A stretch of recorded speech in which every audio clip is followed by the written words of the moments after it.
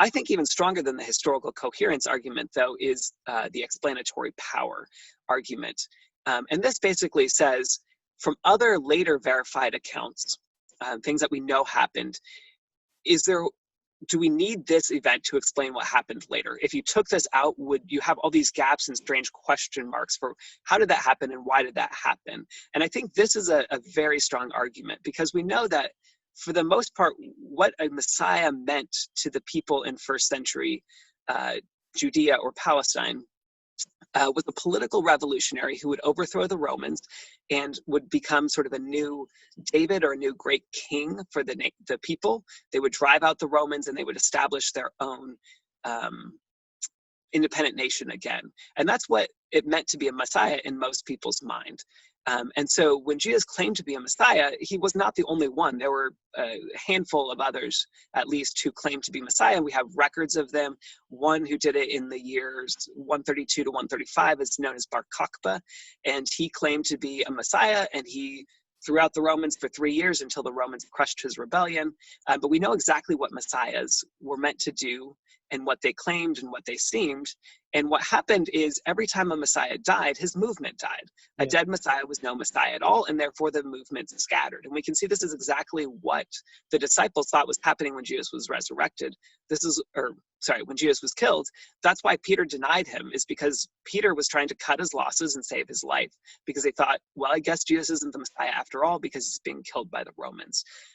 So a dead Messiah is no Messiah at all. And yet, for some reason, of all the messianic movements in and around the first century, only Christianity survives, and does so obviously greatly. You have to explain that somehow, and the resurrection makes great explanation for why that would happen. It's also important to say that the eyewitnesses, the people who at least claim to have seen Jesus raised from the dead, are the ones who died for the resurrection. So unless they had a lie that they would rather give up their life to protect a lie, it seems very likely that they believed they really had seen Jesus alive and had been resurrected from the dead, and they were willing to die for that. So a lot of people gave their life for this belief in the first generation of Christians.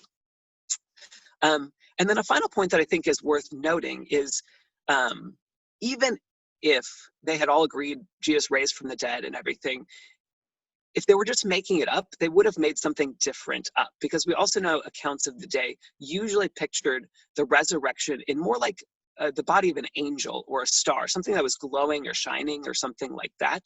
So if all the early Christians had gotten together and just agreed to come up with the story of Jesus' resurrection, the accounts of the resurrection that we actually get are not at all what we would expect. We would expect instead Jesus to have emerged from the tomb as a shining, glorious, angelic-like figure, but he doesn't emerge like that. He emerges as a human, one that's not exactly recognizable, but is sort of recognizable. He's physical, but he's definitely different in some sense, it seems like, but not an angel-like. And that's exactly what we would have expected to occur.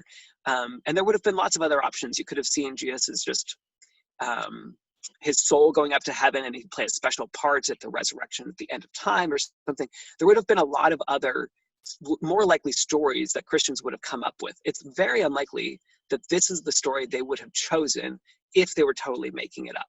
So I think the explanatory power argument is quite strong, because it's hard to make sense of what happens in the remainder of the first century, second century, and after, if Jesus didn't rise from the dead.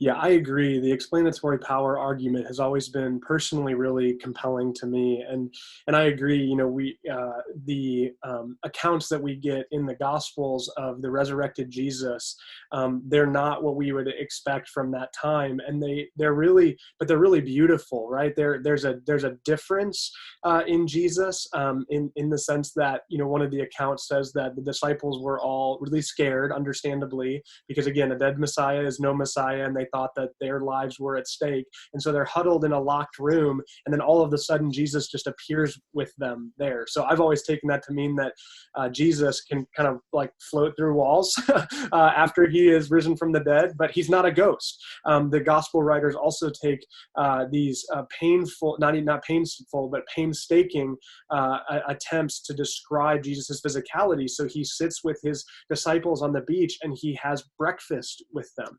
And there's something even beautiful about his wounds carrying through into the resurrection. So he has the wounds in his hands and his feet, that when doubting Thomas finally is able to see him, Jesus invites Thomas to actually feel those. So there's a physicality there, but there's just this beautiful similarity and dissimilarity in Jesus' resurrected body that we see there, that, like Tim, to your point, would not have been really what we would have expected from the writers of that day, unless it were something that were true. So I think the explanatory power argument is also really compelling.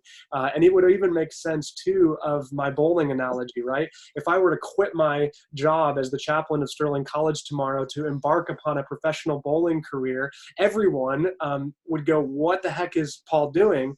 But if you knew that I had bowled a perfect game yesterday, then you might go, oh, that makes a little more sense of why he's doing this. So you can use that explanatory power criteria to say what event makes best sense of this. And as Tim did a great job of outlining, there's a ton of evidence that seems to suggest that the resurrection of Jesus, the physical bodily resurrection of Jesus after he had really died, makes best sense of a lot of other events that came after it later. So Tim, thank you so much for that.